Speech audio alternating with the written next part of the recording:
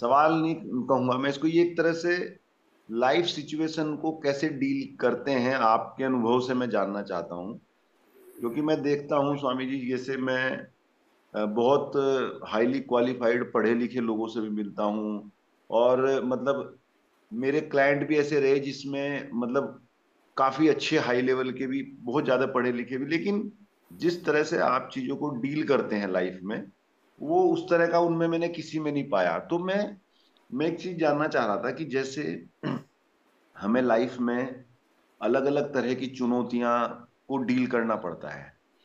तो एक जैसे ये होता है कि अ, कुछ लोग बड़े, हमें हर जगह, चाहे वो प्रोफेशन में हो, चाहे वो रिश्तेदारियों में हो, चाहे वो आसपास हो, तो जेलस लोग होते हैं कुछ, मतलब मिल हर एक के लाइफ में इस तरह का होता है, हमारे जीवन में भी।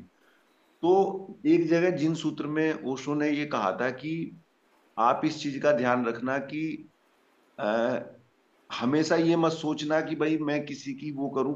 लोगों से हेल्प भी लेनी चाहिए ताकि उनको भी लगे कि यस। भाई उनके अहंकार को भी चोटिल ना हाँ। रहे, उनको ही लगे। तो जो ये मैंने 3-4 साल पहले सुना था, तो ये फार्मूला भी मैंने अपनाया अपने जीवन में कि जो हमसे थोड़े से मतलब वैसे किसी भी तरह से कहिए सामाजिक रूप में डाउन कंडीशन में है, चाहे वो कोई भी हो, हमसे जुड़े हुए हों या ना जुड़े हुए हों, तो मैं इस चीज का ख्याल रखता हूँ ताकि इसको भी लगे।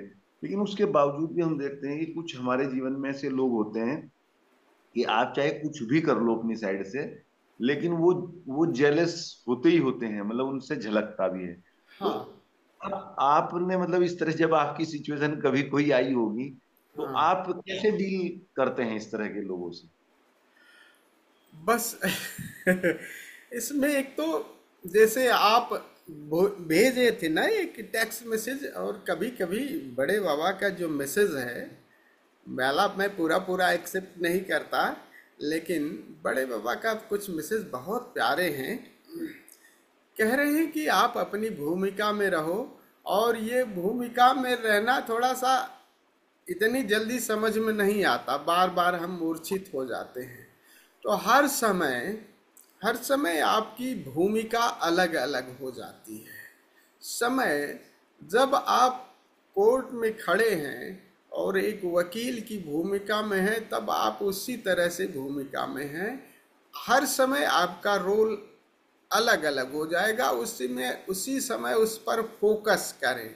और मूल बात ये ध्यान रखिए, क्योंकि अहंकार से सारा जगत आपके आसपास अहंकारियों का पूरा जमवाड़ा है। इसी के बीच में आपको अपने को बचा करके काम भी करना है। तो ज़्यादा, बस इस बात ध्यान रखिए कि ज़्यादा इनको बदलने की कोशिश ना करिए। इनको बदलने की कोशिश करेंगे तो थोड़ा बहुत जो हमारी ऊर्जा है ना, वो उनमें और लग जाएगी। लगे कि आपको बदलने को तत्पर हैं, तब अपनी बात कह दीजिएगा। नहीं तो उनसे कैसे आप बच सकते हैं, अब ये तरीका कह रहे थे ना कि उनसे भी सहयोग लीजिए। ये जानते हुए भी सहयोग भी लीजिए अगर ज़रूरत है, और न भी अगर ज़रूरत है, अगर वो हायर लेवल के हैं, आप सब कुछ ज़्यादा भी जानते हो, तो भी ये प्रज्ञा, ये समझ रखिए कि उनको थोड़ा सा पानी दीजिए। नहीं तो पानी नहीं देंगे। अगर जज आपसे कम समझदार है और आप ज़्यादा समझदार है, उसके सामने अपनी सेकी बघारने लगेंगे तो जज गड़बड़ कर देगा। तो उसको मान सम्मान दीजिए, उसके अहंकार को पोषण दीजिए, होने दीजिए गुब्बारा उसका, फूलने दीजिए, कभी फूटेगा। और ये भी उसका अहंकार है तो वो पोषण उसको दीजिए, और उससे आप बच के आइए। बहुत ज़्यादा परिवर्तन, सामाजिक परिवर्तन की बात नहीं करनी है हमें। अभी खंडहर गिराए नहीं है, गुरु हमारा जितना गिराना था गिरा लिया है, उसका काम था। भैया हमें बाल बच्चे संभालने हैं, उनको तो कोई नहीं था, वो तो बाल बच्चे वाले थे नहीं, बनेवा थे, तो उनको तो अपना गिराना था। वो तो किसी से भी आर सुई कर लेते थे। लेकिन हमें थोड़ी सी ये समझदारी करनी है, हमें अपनी भूमिका में रहना है। कि ये समझ कि आप, मतलब आप अपने को बचा के रखिए, और उस बचा के रखने में किसी का अहंकार का पोषण करना है, किसी का, लेकिन ध्यान रखिएगा 99% भी अगर करोगे तो 1% लोग ऐसे होंगे, 1-2% या 10% लोग होंगे जो आपसे गैर, सबको आप राजी नहीं कर सकते। तो ये चीज़ तो रहेगी ही, सबको कहाँ राजी किया जा सकता है। तो ये बात आप अपने जीवन में, एक तो भूमिका, दूसरा धीरे धीरे ये जागरण आएगा आपको, और जागरण जैसे आएगी ये प्रज्ञा, ये समझ भी आएगी। जैसे कह रहे थे ना वो, सो उनको सम्मान दीजिए, सहयोग तो लेना। सहयोग से क्या होगा, सहयोग से आपका भी ईगो मेल्ट होता है। जरा देखो ना कि हम ही अपने को विद्वान, अरे काहे को जाऊं यार उससे, और नहीं नहीं, आप अगर पेशे में हैं, चाहे एक जो सामूहिक जो निर्णय, किसी निर्णय पे पहुंच जा रहे हो और लगता है कि चाहे पहले कम वो हो, लेकिन उससे बात पता नहीं कौन व्यक्ति किस एंगल से देख रहा है, तो किसी पे अगर आपको लगता है कि इसमें किसी से सलाह लेनी नहीं चाहिए, हालांकि उसके निर्णायक आप ही होंगे, लेकिन सलाह कौन किस एंगल से दे देगा कुछ पता नहीं। और पहली बात, आप सलाह अब लेंगे अगर, तो व्यक्ति ये समझेगा कि हमें मूल्य दे रहे हैं, उसका एक कनेक्शन, आपसे संबंध स्थापित हो जाएगा, कि एक सामाजिक संबंध, एक समरसता, एक प्रेम।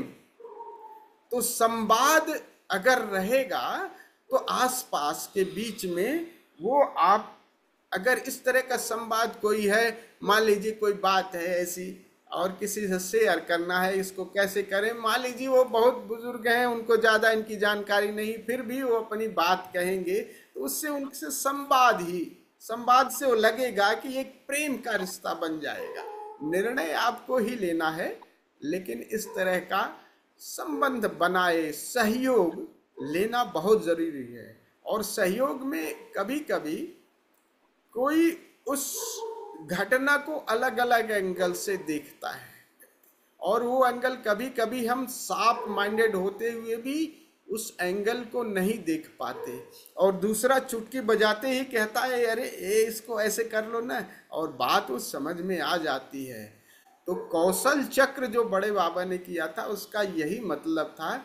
एक कौशल चक्र जो किया था और काफी सफल भी रहा, उसमें कई लोगों का जो सामूहिक वैचारिक योगदान है, समझ है, और उनको एक एक्सट्रैक्ट लेकर के, निर्णय तो उन्हीं का होता था, लेकिन कई एंगल से किसी समस्या का निदान ढूंढते थे।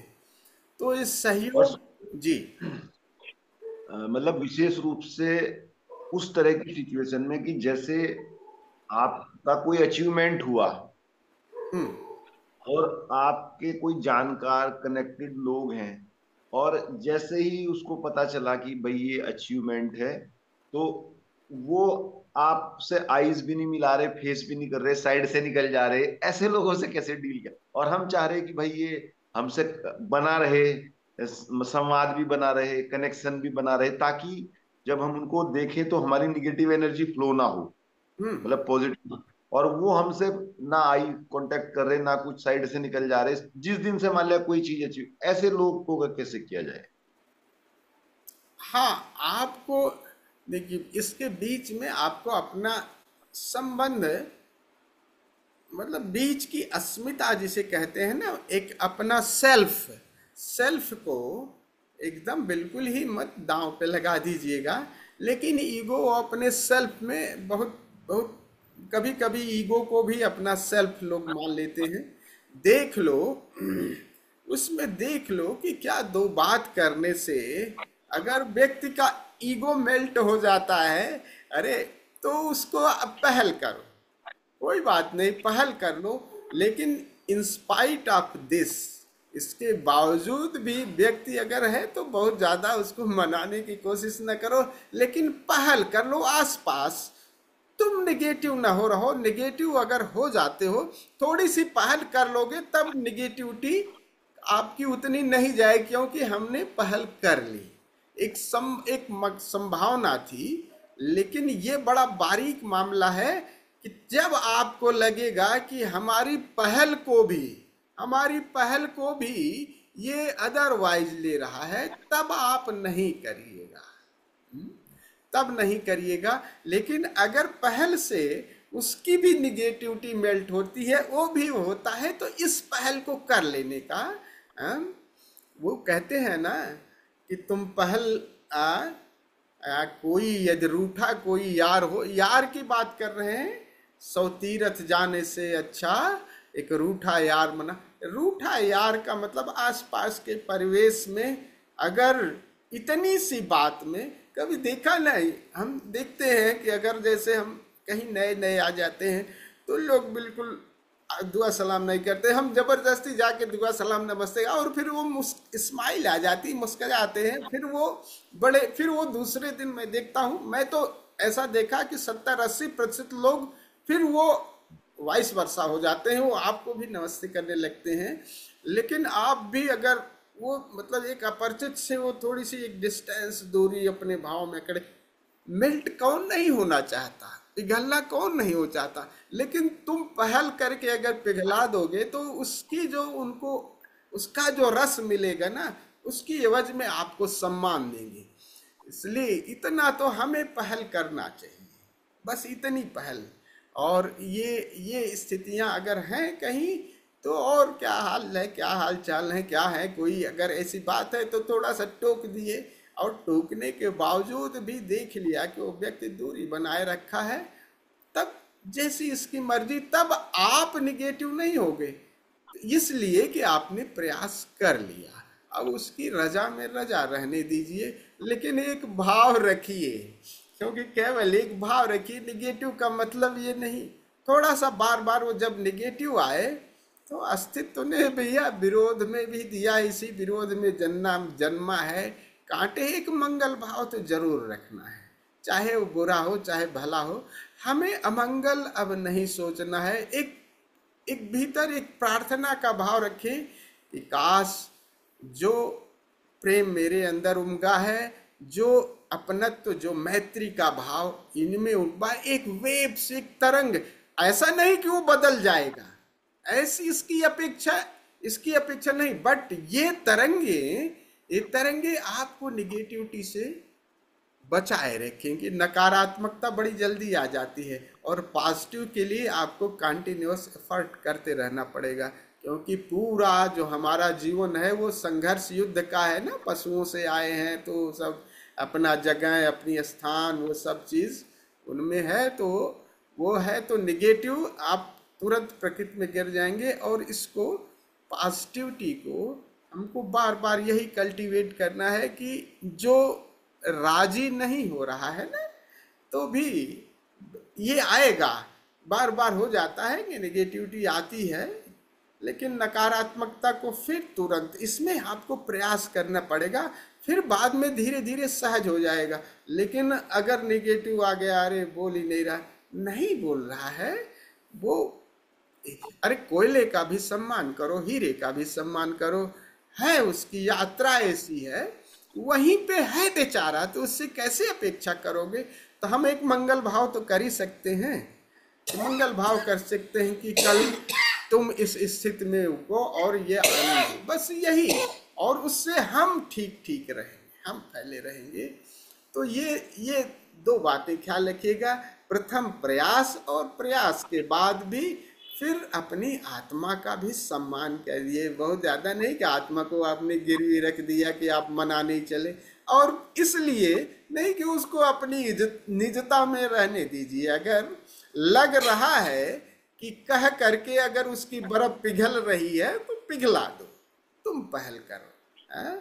तुम पहल दोस्ती कर लेना, 100 तीरथ जाने से अच्छा पहल कर लो। कहीं भी ऐसा लग रहा है तनावपूर्ण स्थिति, तो ये नहीं कि यार हम तो बहुत बड़े हैं, हम काहे को जाएं, सबको थोड़ा सा आसपास के परिवेश को हलो हाय करके रिलैक्स कर दें, और फिर देखो कि आसपास आपके लोग बहुत ज़्यादा आने जाने लगते हैं।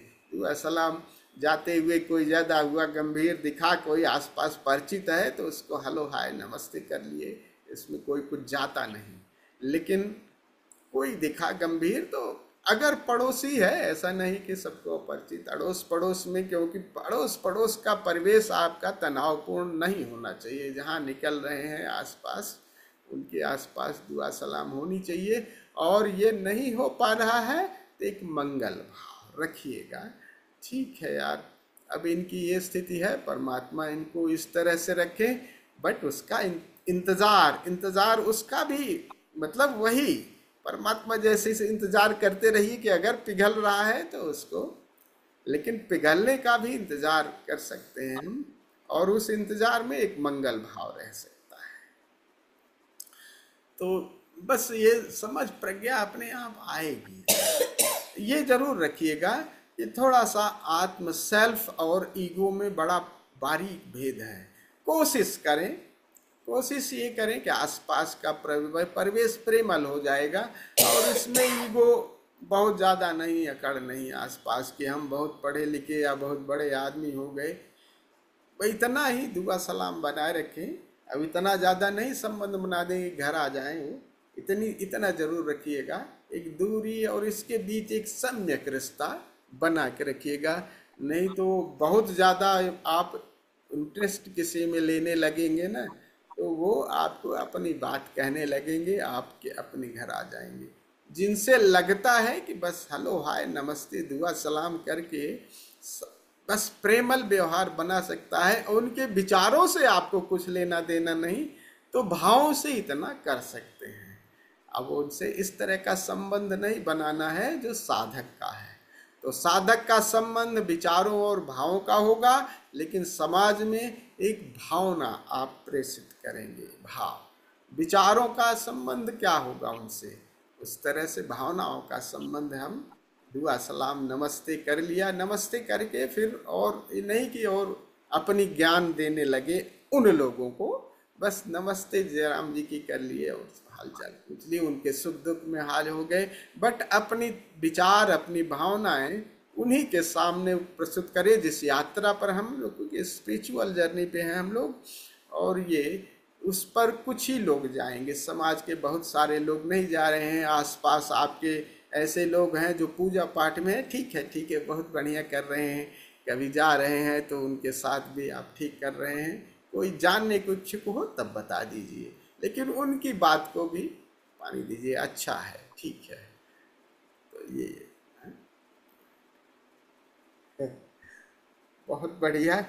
तो आइए कुछ